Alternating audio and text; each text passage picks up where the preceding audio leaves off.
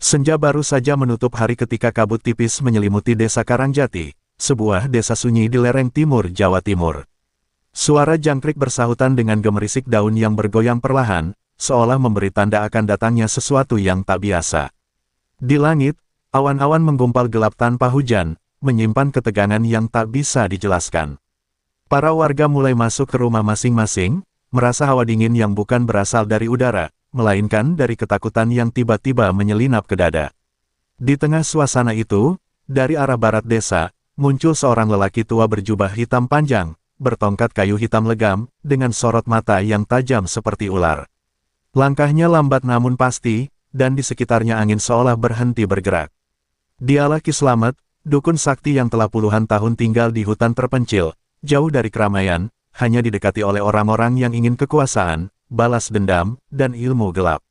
Warga desa Karangjati mengenal nama Ki Slamet hanya dari bisik-bisik, lelaki yang bisa membuat orang mati berdiri kembali, yang bisa menurunkan hujan darah, dan menghilangkan nyawa seseorang hanya dengan sejumput tanah kuburan. Tak ada yang berani menyebut namanya sembarangan. Maka malam itu, ketika ia tiba-tiba berdiri di depan masjid desa, warga pun berkerumun dari balik jendela, gemetar menyaksikan kenyataan yang selama ini hanya mereka dengar dalam cerita-cerita horor. "Aku ingin bertemu Gus Ikdam," ucap Ki Slamet dengan suara berat yang menggema tanpa pengeras suara. Seorang santri yang baru saja keluar dari masjid untuk mengambil air wudhu terhuyung jatuh, seolah mendadak kehilangan tenaga. Suasana menjadi tegang, tak ada yang berani menyahut, tak ada pula yang berani mendekat. Hanya suara angin yang melolong di sela pepohonan.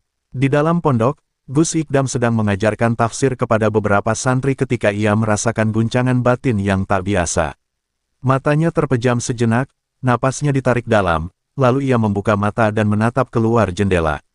"Tamu gelap telah datang," ucapnya tenang, namun penuh makna. Para santri menoleh, sebagian mulai panik. Tapi Gus Ikdam hanya tersenyum, bangkit, dan melipat sorbannya ke bahu. "Buka pintu," sambut dia dengan akhlak. Saat pintu pondok terbuka, Ki Slamet menoleh perlahan, menatap Gus Ikdam dari kejauhan. Ada kilat aneh di matanya, campuran antara rasa ingin menaklukkan dan rasa was-was yang tak ia pahami. Gus Ikdam melangkah pelan namun mantap ke arahnya. Keduanya saling pandang dalam hening yang menusuk. Dunia seperti berhenti sejenak, menyaksikan dua kekuatan besar yang baru saja berjumpa. "Apa maksud kedatanganmu, Ki Slamet?" tanya Gus Ikdam dengan suara lembut, namun menggetarkan hati siapapun yang mendengarnya. Ki Slamet menancapkan tongkatnya ke tanah dan menjawab, "Aku ingin tahu, benarkah cahaya bisa mengalahkan kegelapan yang telah bersemayam ratusan tahun dalam darahku?" Suasana mendadak mencekam. Para santri menahan napas. Inilah awal dari ujian besar, bukan hanya bagi Gus Ikdam, tapi juga bagi hati seorang dukun sakti yang mulai merindukan terang. Dan malam itu, langit desa tak lagi sama. Awan mendadak membuka celah, cahaya bulan menyinari dua sosok yang berdiri saling menatap, pertanda awal dari pertarungan batin dan ilmu yang akan mengguncang dunia gaib dan nyata sekaligus. Malam itu berlalu dengan keheningan yang tak biasa. Para santri sulit memejamkan mata, gelisah memikirkan tamu gelap yang datang membawa aura kematian. Gus Ikdam sendiri tetap tenang, meski ia tahu ini bukan sekadar tamu biasa. Di ruang pribadinya, ia memperbanyak wirid dan munajat. Di luar, langit kembali kelam, dan angin mulai bertiup dengan suara aneh, seperti tangisan yang tertahan. Tepat tengah malam, seekor macan hitam besar tiba-tiba muncul di halaman pondok. Matanya merah menyala, bulunya tebal dan berkilat seperti logam. Ia tidak mengaum, hanya berdiri diam menatap pintu utama pondok dengan sorot penuh ancaman. Para santri yang masih terjaga sontak menjerit dan berlarian, beberapa ada yang pingsan karena tak kuat menahan tekanan makhluk gaib itu. Namun sebelum macan itu bergerak, pintu pondok terbuka perlahan. Gus Ikdam keluar dengan mengenakan sorban putih dan membawa tasbih. Sorot matanya lembut, namun berisi kekuatan batin yang tak tertandingi. Ia tidak berteriak, tidak juga menantang. Hanya berdiri menghadap makhluk kiriman Ki Slamet itu, lalu melantunkan satu ayat dengan suara lirih, "Hasbunallahu wa ni'mal wakil." Begitu ayat itu terucap, tanah di sekitar pondok bergetar halus. Macan itu mundur selangkah, tubuhnya gemetar, kemudian merunduk dan mengeluarkan suara seperti orang menangis. Cahaya samar keluar dari tasbih Gus Ikdam, memancar hangat namun kuat. Dalam sekejap, macan hitam itu menghilang menjadi asap hitam pekat yang terbawa angin, meninggalkan aroma dupa dan anyir darah. Para santri keluar dari persembunyian dengan wajah pucat.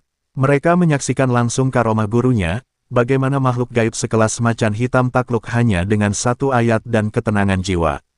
Tapi Gus Ikdam tahu, ini baru awal dari ujian besar yang dikirim Ki Slamet. Ia menoleh ke langit, seolah berbicara pada alam, kegelapan tak akan berhenti sampai ia tahu siapa sebenarnya dirinya. Di tempat lain, di sebuah gubuk penuh dupa dan jimat, Ki Slamet membuka mata dari meditasi. Ia tersenyum tipis, menarik, gumamnya. Dia tidak panik, bahkan bisa menenangkan makhlukku. Kalau begitu, mari kita uji dia dengan ilmu yang tak bisa ditolak oleh manusia, ilmu dari darah dan dendam. Ia pun memanggil bayangan-bayangan gaib yang telah lama ia simpan, menyiapkan serangan berikutnya. Sementara itu, Gus Ikdam kembali ke ruangannya. Ia duduk bersila, menunduk, lalu berdoa lirih. Ya Allah, jika ini bagian dari dakwahku, maka berilah kekuatan. Tapi jika ini hanya godaan untuk membuatku sombong, maka tundukkan hatiku lebih dulu. Doanya mengalir tulus, jauh dari rasa ingin menang atau pamer karomah. Ia sadar, pertarungan ini bukan tentang siapa yang lebih kuat, tapi siapa yang lebih taat. Dan malam itu, bumi desa Karangjati mencatat awal dari pertarungan dua dunia, dunia cahaya yang bersumber dari iman dan dunia kelam yang bersandar pada dendam. Benturan keduanya akan menyingkap siapa sebenarnya Ki Slamet, dan menguji seberapa dalam Gus Ikdam mencintai jalan dakwahnya. Pagi menjelang dengan langit suram. Matahari enggan memancarkan sinarnya, seolah ikut menyembunyikan diri dari bayang-bayang kegelapan yang mulai menebar ke seluruh desa. Santri-santri Pondok Al-Barokah masih dalam kondisi trauma. Beberapa mulai jatuh sakit, ada yang bermimpi buruk, ada pula yang mendadak kerasukan tanpa sebab. Semua ini membuat kegelisahan menyebar, dan nama Ki Slamet kembali diperbincangkan dengan ketakutan yang nyaris seperti mitos hidup. Gus Ikdam tetap tenang, namun raut wajahnya mulai berubah. Ia tahu serangan kali ini bukan dari makhluk biasa, tapi dari kenangan kelam yang sengaja dibangkitkan. Saat ia sedang memeriksa seorang santri yang mendadak berbicara dalam bahasa asing, tubuhnya tiba-tiba menggigil. Dalam benaknya muncul gambaran samar, seorang bocah kecil yang disiksa di tengah hutan, tangannya diikat, dan dipaksa menyaksikan ibunya dikorbankan dalam ritual hitam. Wajah anak itu, wajah yang pernah ia lihat dulu, di masa kecilnya. Gus Ikdam terdiam. Itu bukan mimpi. Itu adalah kenangan masa lalu yang pernah ia sembunyikan dalam doa-doanya. Ia sadar, Ki Slamet sedang menyerangnya secara batin, menggali luka terdalam untuk menghancurkan kekuatan spiritualnya dari dalam. Sebab kekuatan terbesar seorang pejuang cahaya bukan pada zikirnya, tapi pada hatinya yang bersih dari dendam dan luka. Di puncak bukit, Ki Slamet tertawa pelan, suaranya lirih namun menghantam seperti petir. Ia telah mengirim, bayangan darah, sebuah ilmu yang mampu membangkitkan luka masa lalu dan menjadikannya senjata untuk menghancurkan jiwa lawan. Biar dia tahu rasanya menjadi lemah, biar ia menangis seperti aku dulu ditinggal guruku dibakar hidup-hidup, bisiknya penuh dendam. Namun Gus Ikdam tidak lari. Ia mengurung diri di dalam masjid, berwudu, lalu sujud panjang. Dalam sujud itu, ia menangis.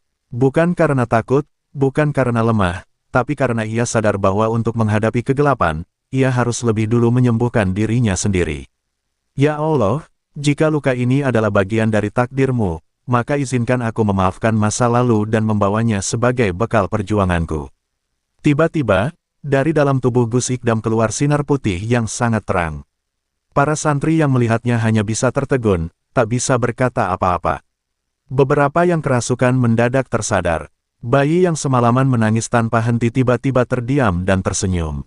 Angin kembali bertiup lembut. Aroma harum menyebar dari masjid ke seluruh penjuru desa, menggantikan bau dupa yang sempat menyelimuti malam sebelumnya. Ki Slamet yang sedang bermeditasi mendadak terguncang. Tubuhnya seperti tersambar sesuatu yang tak kasat mata. Apa yang dia lakukan? Teriaknya. Ia belum pernah melihat bayangan darah miliknya ditundukkan hanya dengan air mata dan sujud. Ia mengira Gus Ikdam akan marah, dendam, bahkan membalas. Tapi yang dilakukan Gus Ikdam justru sebaliknya, memaafkan. Hari itu, desa Karangjati seolah bangkit kembali. Tapi semua tahu ini belum selesai. Ki Slamet belum menyerah, dan Gus Ikdam pun belum selesai menjalani ujian.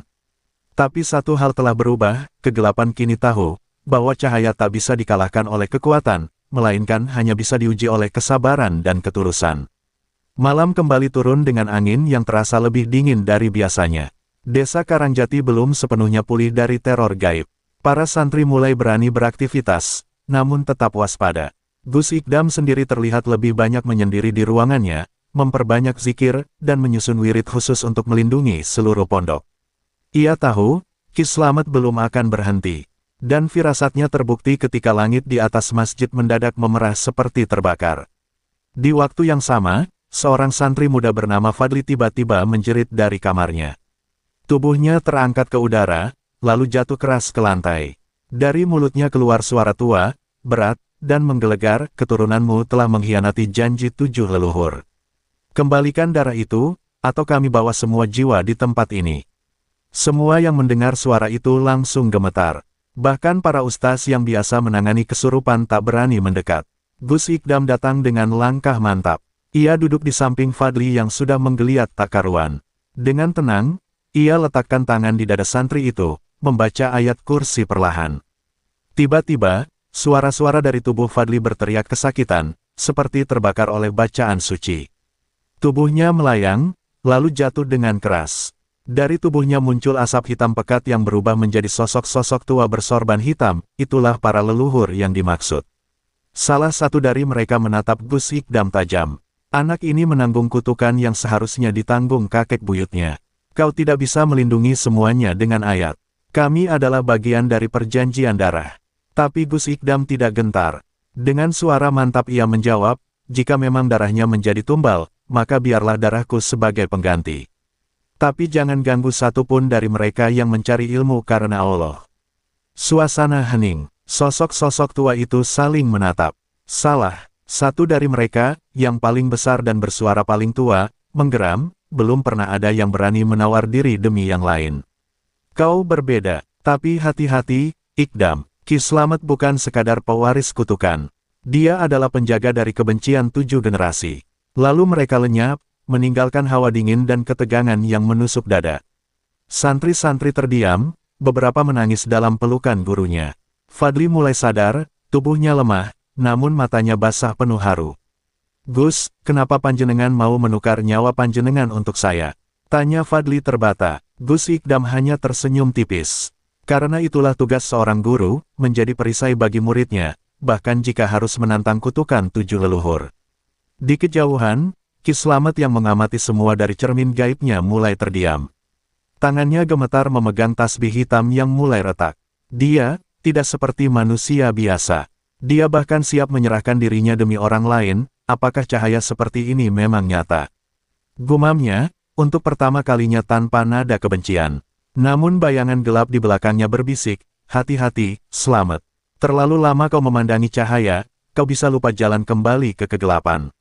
Dan di malam itu, bumi Karangjati sekali lagi berguncang.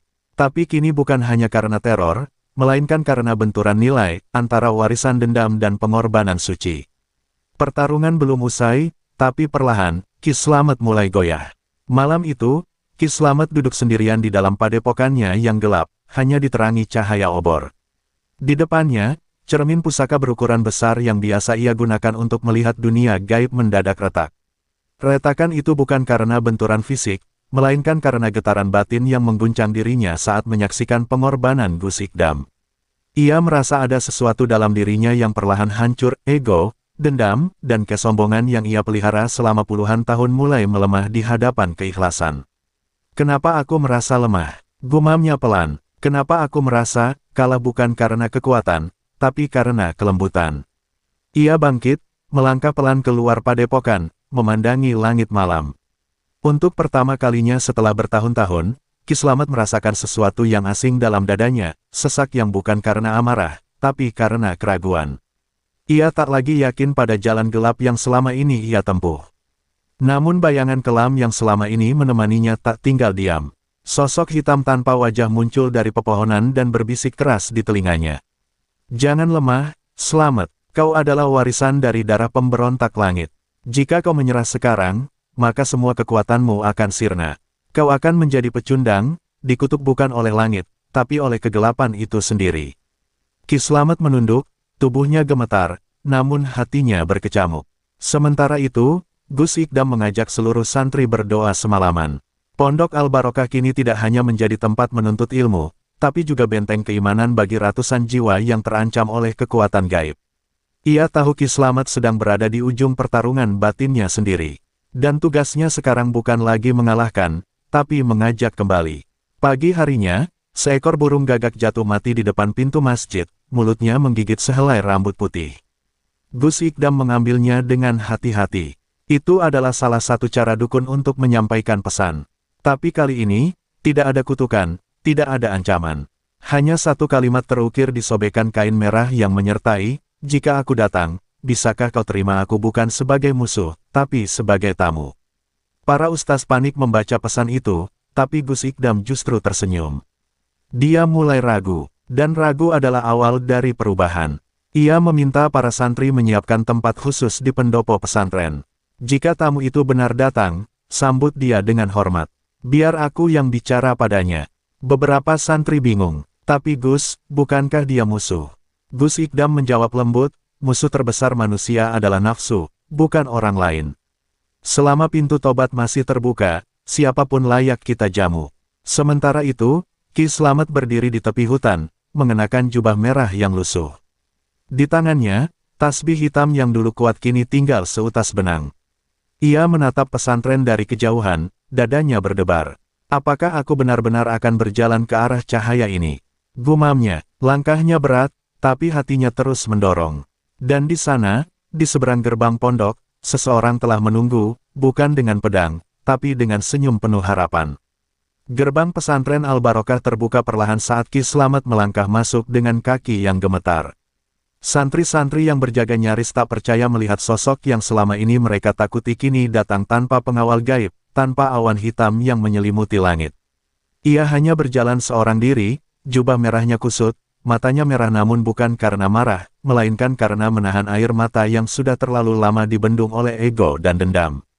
Beberapa ustaz menoleh ke Gus Ikdam, meminta isyarat.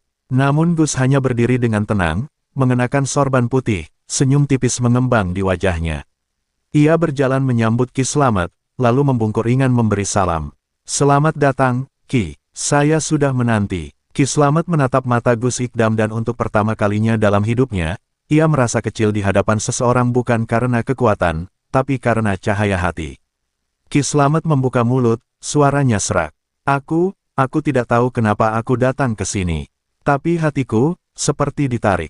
Ada yang menuntun langkahku kemari." Gus Ikdam mengangguk perlahan. "Itulah tanda, Ki. Saat jiwa mulai lelah bergumul dengan kegelapan, maka cahaya akan datang bukan untuk menghakimi, tapi untuk membimbing." Ucapan itu menamparkan hati Ki Slamet lebih keras daripada 1000 doa tolak bala. Di pendopo pesantren, Gus Ikdam mempersilakan Ki Slamet duduk. Para santri masih tegang, namun perlahan mulai memahami bahwa ini bukan hari pertempuran, melainkan hari yang ditulis dalam langit sebagai awal dari perubahan besar.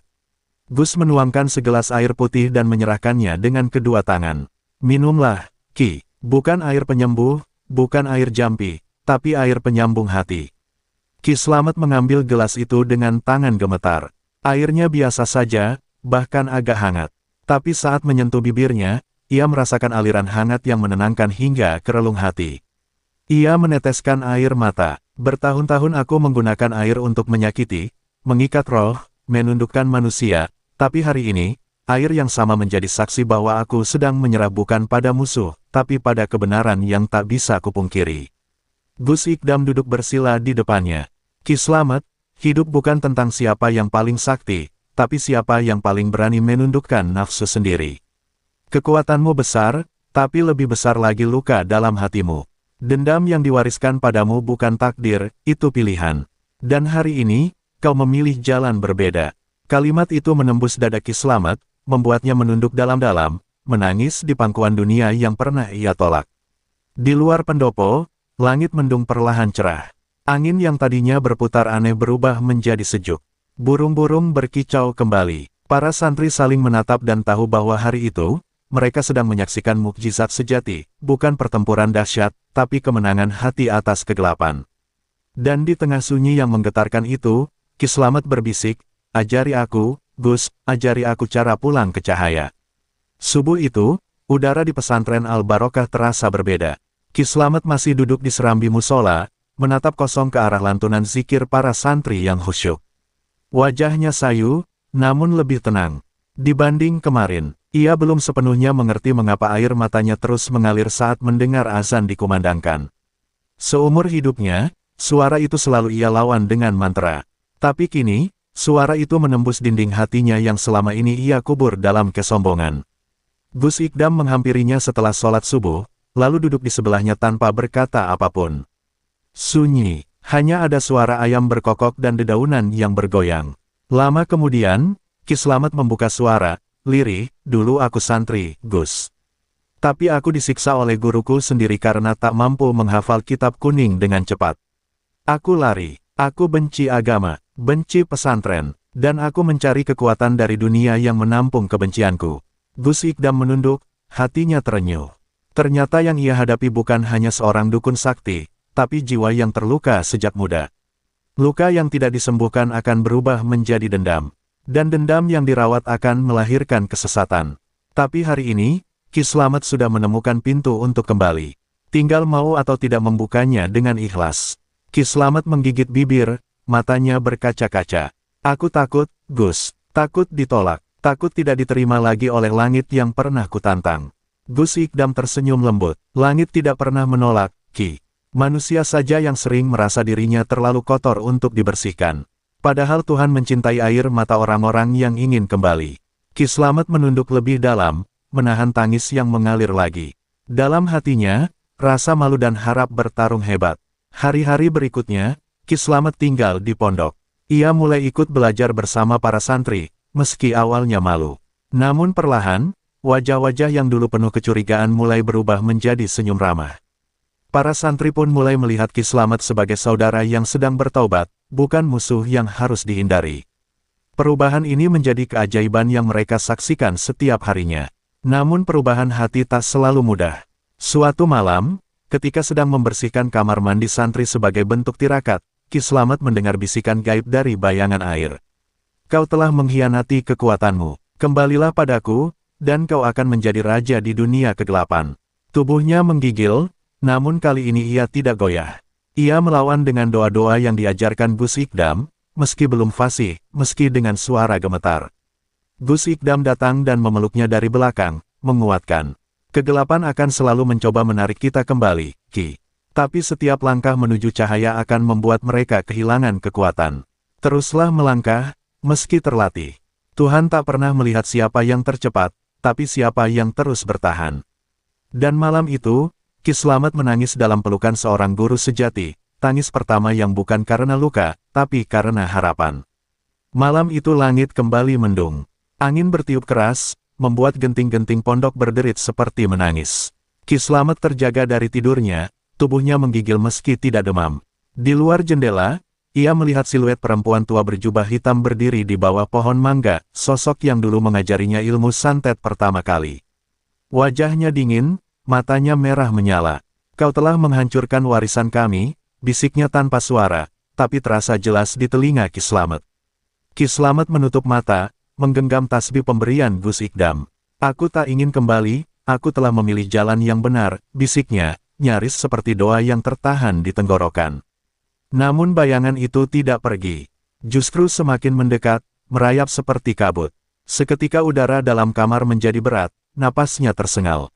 Tubuhnya tak bisa digerakkan, seperti terkunci oleh ilmu pelet hitam yang pernah ia kuasai sendiri. Namun saat itu juga, pintu kamar terbuka dan Gus Ikdam masuk dengan wajah tenang. Ia menyalakan lampu, menaburkan air yang telah dibacakan doa-doa, dan perlahan suasana suram itu memudar. Bayangan perempuan tua itu lenyap seketika. Ki Slamet terduduk lemas di sudut kamar, berkeringat dan menangis. Mereka belum melepaskanku, Gus, mereka masih mengikatku, suaranya lirih, penuh ketakutan. Gus Ikdam duduk di sampingnya, menatapnya dalam-dalam. Mereka hanya bisa menggoda, Ki. Mereka tidak punya kuasa jika hatimu tetap pada cahaya. Tapi jika kau ragu, maka mereka akan mencuri celah dari keraguan itu. Ki Slamet menggigit bibirnya, menunduk dalam-dalam. Dulu ia merasa tak terkalahkan. Tapi kini, Ia seperti anak kecil yang baru belajar berjalan di jalan yang sunyi namun terang. Hari-hari berikutnya, Ki Slamet menguatkan diri. Ia meminta izin pada Gus Ikdam untuk berpuasa dan berkholwat di masjid tua di belakang pesantren. Ia ingin membersihkan dirinya lebih dalam. Malam demi malam ia habiskan dengan air mata dan sujud panjang. Doa-doanya masih belum lancar, tapi hatinya sudah mulai mengerti makna ikhlas yang sesungguhnya. Ia tak lagi meminta agar disucikan, tapi agar dikuatkan untuk terus belajar menjadi lebih baik. Para santri mulai menghormatinya, bahkan ada yang datang meminta nasihat. Ki Slamet tak mau disebut guru. Aku bukan guru, aku ini bekas pembangkang yang sedang belajar bersujud. Jawaban itu tersebar di antara para santri dan membuat mereka diam-diam kagum. Mereka tak lagi melihat Ki Slamet sebagai dukun sakti, tapi sebagai bukti hidup bahwa hidayah bisa datang pada siapa saja yang mau membuka diri. Suatu siang, seorang santri kecil berlari menghampiri Ki Slamet dan memeluknya. Aku ingin jadi seperti Kiai nanti, ucapnya polos. Ki Slamet terdiam, lalu tersenyum pahit. Ia mengusap kepala anak itu, lalu menatap langit sambil berbisik lirih, "Ya Allah, andai aku bisa menebus semua kesalahan masa lalu dengan membimbing mereka ke jalan yang benar." Itulah pertama kalinya ia berdoa untuk orang lain, bukan untuk kekuatannya sendiri. Dan pada hari itu, langit yang mendung sejak pagi perlahan cerah. Sinar matahari menyusup di sela-sela pohon dan menerpa wajah Ki Slamet yang tengah tersenyum penuh damai. Ia tahu, perjuangannya belum selesai. Tapi satu hal yang pasti, ia tidak sendirian lagi. Hari itu, langit terasa ganjil. Awan menggumpal pekat, seolah mengintai dari atas langit pesantren. Gus Ikdam merasakan ada sesuatu yang akan datang, tapi ia memilih diam. Di kejauhan, dari arah bukit sebelah utara, 3 orang pria berpakaian serba hitam turun dengan langkah mantap. Mereka adalah murid-murid utama Ki Slamet dahulu, yang masih setia pada ajaran hitam dan merasa dikhianati oleh perubahan guru mereka. Salah satunya, bernama Rengga, memiliki tatapan seperti bara api, penuh murka dan dendam. Pesan mereka jelas, "Kami menuntut darah atas pengkhianatanmu, Ki Slamet. Kau tinggalkan ilmu kami demi menjadi budak masjid." Ki Slamet berdiri tegak di hadapan mereka, wajahnya tak gentar. Dulu, satu kata dari mulutnya bisa membuat langit berubah warna. Kini, ia hanya membawa tasbih dan keberanian dari hati yang bersih. "Aku memang pengkhianat bagi kalian, tapi aku bukan lagi milik kegelapan. Aku milik Tuhan yang Maha Pengampun," jawabnya mantap, walau hatinya bergetar. Rengga tak bisa menerima. Ia melemparkan segenggam abu hitam ke tanah, dan dari sana muncul api melingkar. Mantra-mantra mulai dilantunkan. Santri-santri panik, beberapa melarikan diri, sementara lainnya berzikir keras. Ki Slamet berdiri di tengah-tengah mereka, membentangkan kedua tangan, mencoba melindungi para santri yang ketakutan. Tapi kekuatan yang ia miliki dahulu sudah lama ia buang. Kini, hanya keimanan yang tersisa sebagai pelindungnya. Namun sebelum serangan gaib itu menyentuh tanah pesantren, Gus Ikdam maju. Suaranya lantang membaca ayat-ayat suci yang menggema seperti petir. Dalam sekejap, lingkaran api padam, dan ketiga murid Ki Slamet terpental sejauh beberapa meter. Rengga memuntahkan darah dan menatap Gus Ikdam dengan ketakutan. "Apa ini? Siapa kau sebenarnya?" Gus Ikdam tidak menjawab. Ia hanya menunduk dan terus melantunkan zikir. Ki Slamet menghampiri Rengga yang tergeletak lemas. Tangannya gemetar, namun ia genggam tangan murid lamanya itu dengan penuh kasih. "Kalian masih bisa kembali. Jangan jadi seperti aku dulu yang buta akan cahaya. Jangan biarkan kebencian membutakan arah hidupmu." Air mata Ki Slamet jatuh, membasahi tangan Rengga yang dingin. Untuk pertama kalinya, sang dukun tua meminta maaf kepada murid-murid yang pernah ia sesatkan. Rengga menatap langit, matanya basah, tapi belum bisa bicara. 2 murid lainnya lari, sementara ia tetap terbaring di tanah, tubuhnya lemah, tapi hatinya mulai terbuka. Dalam keheningan itu, suara azan zuhur berkumandang, menyelinap lembut di antara pepohonan dan reruntuhan luka masa lalu. Suara itu, sekali lagi, mengguncang hati mereka yang selama ini berpaling dari kebenaran. Gus Ikdam lalu berkata pelan, "Hidayah bisa datang dalam bentuk kekalahan. Tapi jika itu membawa kita kembali kepada Allah, maka sesungguhnya itulah kemenangan." Ki Slamet memejamkan mata, meneteskan air mata yang terasa ringan. Ia tahu, hari ini bukan akhir, tapi awal dari perjalanan menebus dosa dan menyelamatkan mereka yang dulu ia sesatkan. Dan untuk pertama kalinya, bukan hanya Ki Slamet yang tersungkur dalam sujud panjang, tapi Rengga juga, di atas tanah yang sama, bersisian dengan air mata dan harapan. Pasca kejadian di pesantren, suasana berubah drastis. Santri-santri yang semula takut kini mulai menatap Ki Slamet dengan penuh harap. Gus Ikdam mengambil inisiatif menggelar majelis khusus untuk membimbing Ki Slamet dan para santri belajar tentang keimanan yang benar. Di ruangan sederhana itu, suara Al-Quran dan zikir mengisi udara, menandai babak baru dalam kehidupan pesantren. Ki Slamet yang semula pendiam, mulai membuka diri. Ia menceritakan masa lalunya dengan gamblang, tanpa sedikit pun rasa malu. Aku pernah terjerumus dalam kegelapan, tapi cahaya Allah berhasil menuntunku kembali, ucapnya dengan suara penuh penyesalan namun tulus. Kisah itu membuat para santri terharu, karena mereka menyadari bahwa manusia tidaklah sempurna, tapi selalu diberi kesempatan memperbaiki diri. Sementara itu, kabar tentang perubahan Ki Slamet menyebar ke desa-desa sekitar. Orang-orang yang dulu takut dan menghindarinya mulai mendekat, ingin tahu kebenaran tentang pria yang pernah menjadi dukun sakti.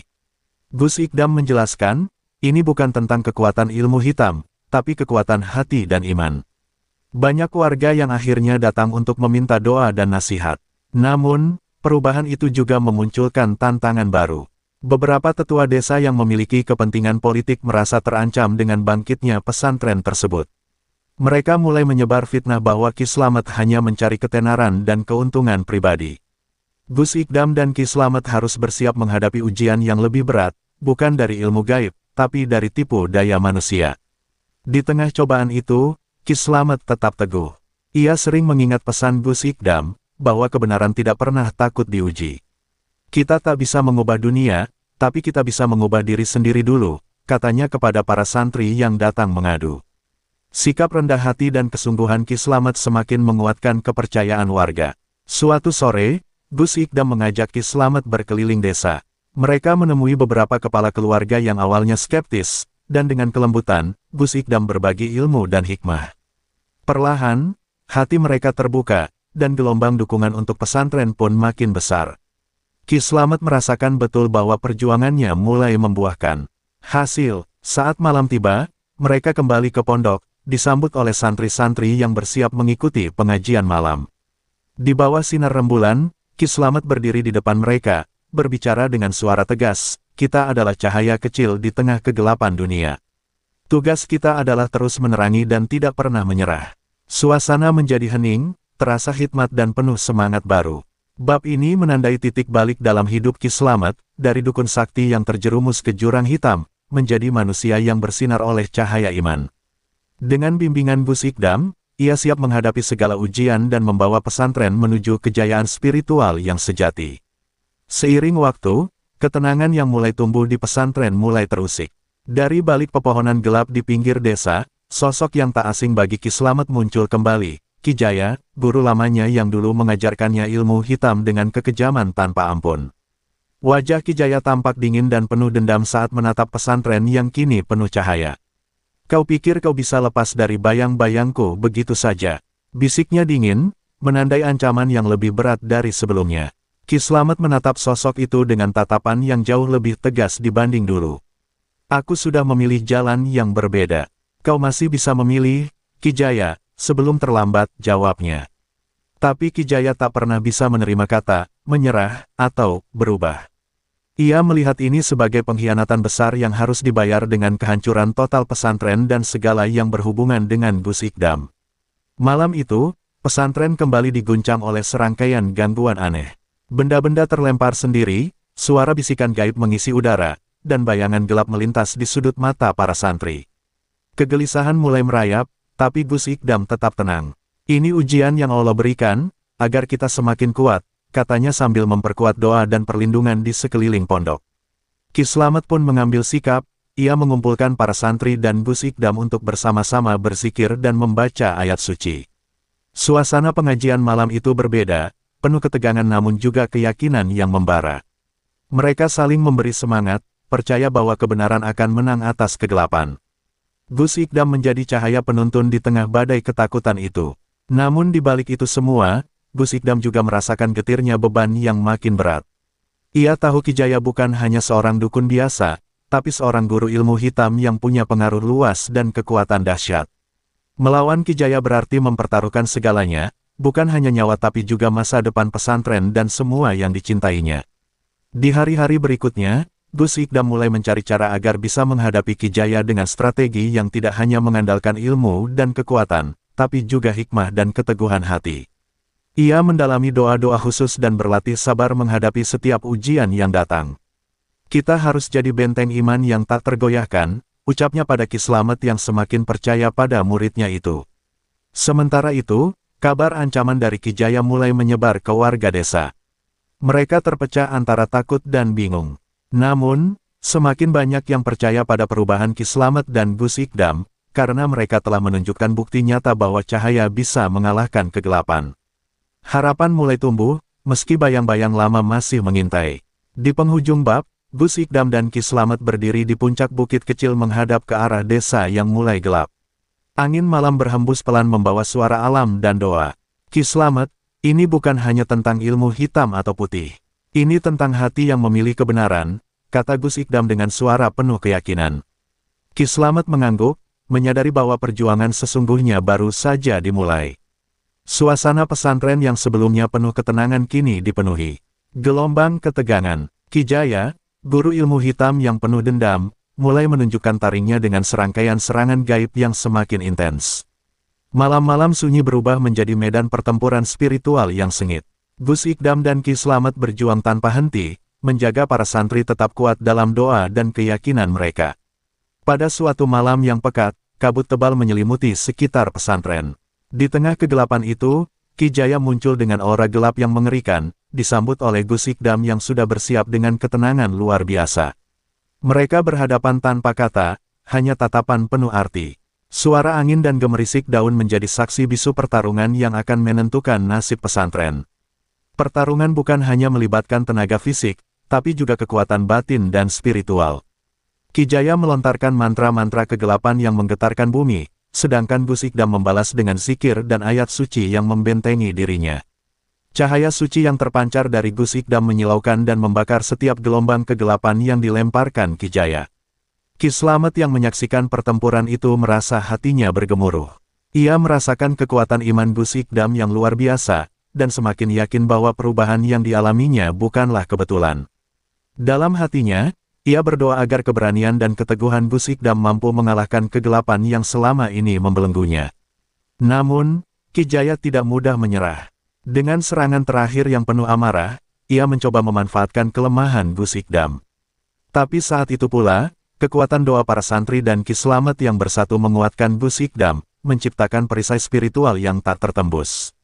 Serangan Ki Jaya pecah dan menghilang dalam cahaya. Pertarungan tersebut berlangsung sampai fajar menyingsing, dan ketika matahari mulai terbit, Ki Jaya yang kalah harus mengakui kekalahannya. Ia jatuh terduduk, wajahnya penuh kepasrahan. Aku salah jalan, katanya lirih, menandai awal pertobatannya yang sebenarnya. Gus Ikdam mendekat dan mengulurkan tangan sebagai tanda persahabatan dan harapan baru. Kemenangan itu bukan hanya milik Gus Ikdam, tapi milik seluruh pesantren yang telah berjuang bersama. Ki Slamet merasa ada beban berat yang terangkat dari pundaknya. Ia sadar, perjalanan spiritualnya yang panjang kini mulai menemukan arah yang jelas dan penuh berkah. Pesantren pun kembali damai, dengan sinar cahaya iman yang semakin kuat. Bab ini menutup babak pertempuran hebat yang menjadi ujian terbesar Gus Ikdam dan Ki Slamet. Kini, mereka berdiri lebih kokoh, siap menghadapi tantangan yang mungkin datang, dengan keyakinan bahwa kebenaran dan cahaya iman akan selalu menang atas kegelapan. Kalah dalam pertarungan yang dahsyat, Ki Jaya memilih untuk menghilang sejenak, merenungi kegagalan dan kekuatan yang dihadapi. Ia berdiam di sebuah goa terpencil di kaki gunung, merasakan dinginnya kesunyian yang membekukan jiwa. Dalam keheningan itu, bayangan Gus Ikdam dan Ki Slamet terus menghantui pikirannya, menuntutnya untuk menilai kembali jalan hidup yang selama ini diambil. Hari-hari berlalu, dan di dalam keheningan gua itu, Ki Jaya mulai menyusuri lorong-lorong hati yang terlupakan. Ia membaca kitab-kitab lama, mengingat ajaran-ajaran yang dulu ia abaikan demi kekuasaan semu. Satu persatu, benih-benih penyesalan tumbuh dalam dirinya, menggantikan amarah dan dendam yang selama ini menguasai. Ia mulai merasakan bahwa jalan kegelapan yang dipilihnya bukanlah jawaban sejati. Sementara itu, Gus Ikdam dan Ki Slamet di pesantren merasakan perubahan suasana. Doa-doa mereka terasa lebih ringan, dan keberanian para santri semakin menguat. Pesantren kembali hidup dalam kedamaian, dengan sinar keimanan yang makin terang. Gus Ikdam tak henti bersyukur atas pertolongan Allah yang memperkuat perjuangan mereka. Melawan kegelapan. Suatu hari, kabar tak terduga datang. Ki Jaya muncul kembali di pesantren, bukan dengan ancaman atau kebencian, tapi dengan sikap penuh kerendahan hati. Wajahnya yang dulu dingin kini terlihat penuh ketulusan. Ia meminta maaf atas segala kesalahannya dan mengaku ingin belajar dari Gus Ikdam dan Ki Slamet tentang jalan kebenaran dan cahaya. Kedatangan Ki Jaya menjadi ujian tersendiri bagi Gus Ikdam dan Ki Slamet. Apakah mereka bisa membuka pintu maaf dan menerima perubahan yang tulus? Setelah berembuk panjang, mereka memutuskan untuk memberi kesempatan pada Ki Jaya, dengan syarat ia harus membuktikan niat baik dan kesungguhan dalam berbuat kebaikan. Hari-hari berikutnya, Ki Jaya menjalani proses transformasi yang tidak mudah. Ia belajar mengendalikan amarah, menghapus jejak ilmu hitam dalam dirinya, dan menggantinya dengan ilmu dan nilai-nilai yang mengedepankan kasih sayang dan ketulusan. Gus Ikdam menjadi guru sekaligus teman yang sabar membimbingnya melewati setiap rintangan. Santri-santri pun perlahan menerima perubahan Ki Jaya, melihat kesungguhan hati yang terpancar dari setiap tindakannya. Pesantren semakin bersinar dengan energi positif yang menyelimuti, membuktikan bahwa cahaya sejati bisa mengalahkan kegelapan yang paling pekat sekalipun. Harapan baru tumbuh, bukan hanya bagi Ki Jaya, tapi bagi seluruh komunitas.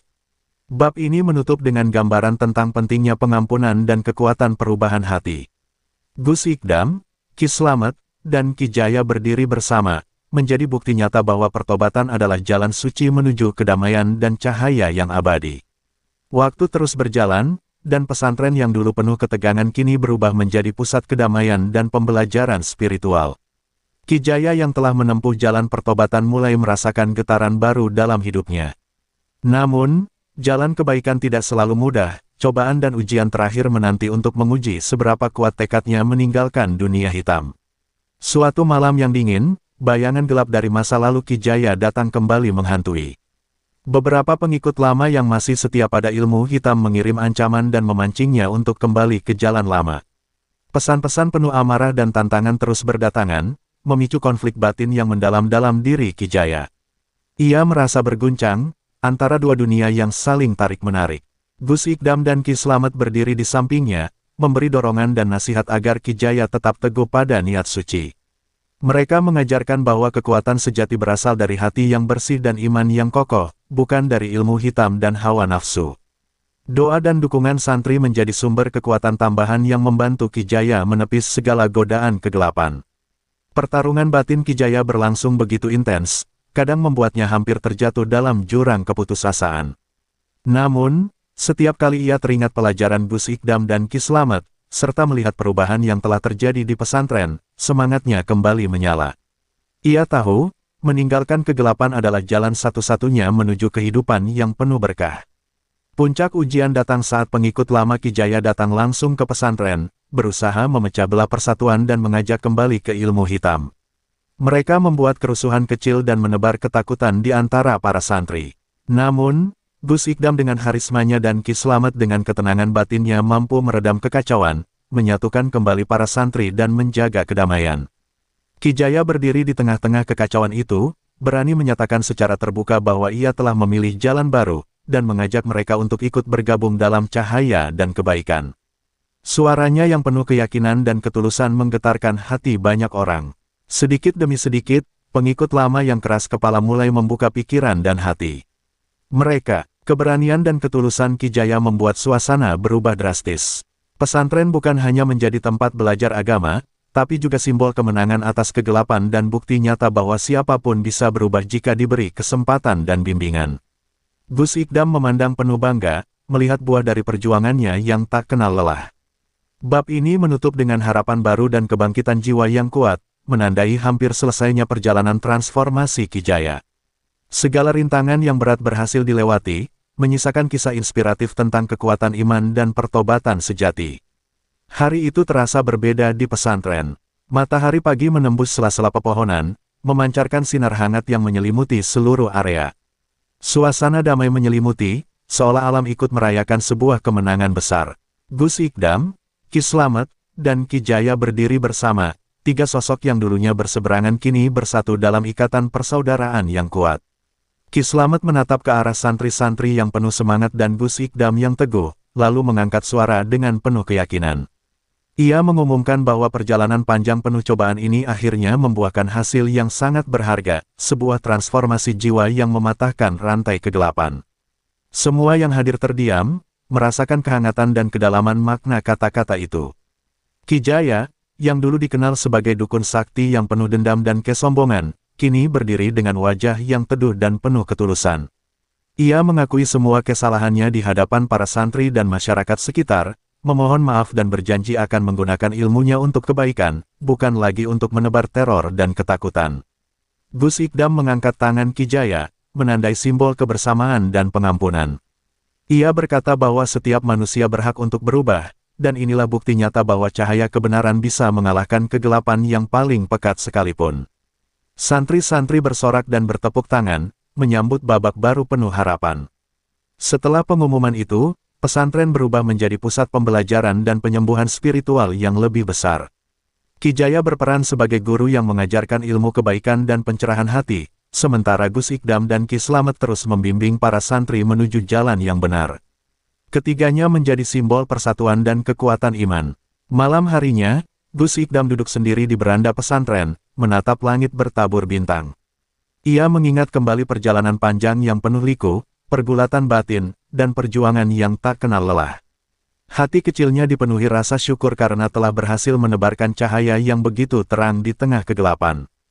Ki Slamet menghampiri dan duduk di sebelahnya, berkata dengan suara pelan, "Ini baru awal, Gus. Masih banyak jiwa yang perlu dibimbing, dan kita harus terus berjuang bersama." Gus Ikdam mengangguk mantap, siap menghadapi tantangan baru dengan penuh semangat dan keimanan yang kokoh. Bab terakhir ini menutup kisah dengan pesan kuat tentang harapan, pengampunan, dan kekuatan iman yang mampu mengubah kehidupan. Dari sebuah pertempuran antara cahaya dan kegelapan, lahir sebuah sinar baru yang akan terus menyinari jalan bagi banyak orang.